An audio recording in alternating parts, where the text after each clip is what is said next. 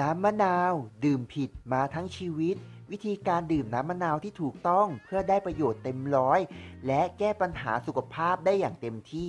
นายโอริแชร์ออนพรีเซนต์สวัสดีครับสำหรับใครที่เข้ามารับชมอย่าลืมกดแชร์ไลค์ Subscribe และก็กระดิ่งแจ้งเตือนด้วยนะครับคุณจะไม่พลาดวิดีโอคลิปใหม่ๆของเราเลย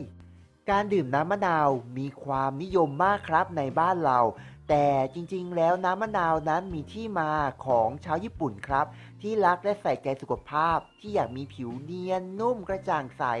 และรับวิตามินแบบราคาย่อมเยาที่เห็นผลจริงแบบทุกๆวันนี้เราได้นำสูตรและเคล็ดลับวิธีการดื่มจริงๆจังๆที่ได้ประโยชน์แบบไม่โม้มาฝากกับทุกคนครับวิธีการทำน้ำมะนาวดื่มที่ถูกต้องนะครับมีดังต่อไปนี้ 1. ให้คุณนำมะนาวออกมา1ลูก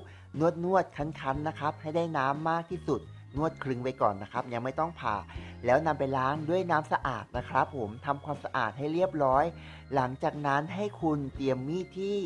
คมๆสักหน่อยนึงหั่นสไลด์เป็นบางๆนะครับหั่นทั้งลูกเลยทีเดียวเชียวหลังจากนั้นให้คุณนำไปใส่แก้วชาใช่ครับแก้วชาถ้าหากคิดเป็นอัตราส่วนก็ประมาณ1/4ของชา1แก้วนะครับหลังจากนั้นก็ตักน้ำผึ้งนะครับลงไปปรุงรสตามใจชอบแล้วก็กดน้ำอุ่นครับลงไปนี่แหละครับคือวิธีการทำชามะนาวที่ถูกต้องนะครับเพราะว่าวิตามินต่างๆในชามะนาวจะได้ผลและคุณค่าพร้อมสรรพคุณที่มากกว่าเพราะว่าเรานำลงไปทั้งหมดคนไทยหลายคนไม่รู้นะครับเรื่องนี้ผมก็เพิ่งรู้เหมือนกันครับวิธีการทำชามะนาวที่ถูกต้องทำแบบนี้เป็นเพราะว่า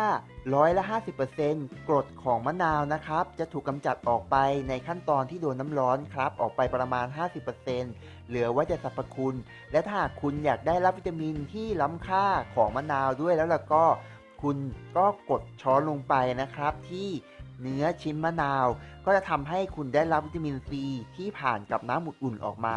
ซึ่งเป็นประโยชน์มากเลยทีเดียวครับในการช่วยดูแลสุขภาพผิวพรรณและถ้าหากลดชาติของมันนั้นเปรี้ยวจัดจนเกินไป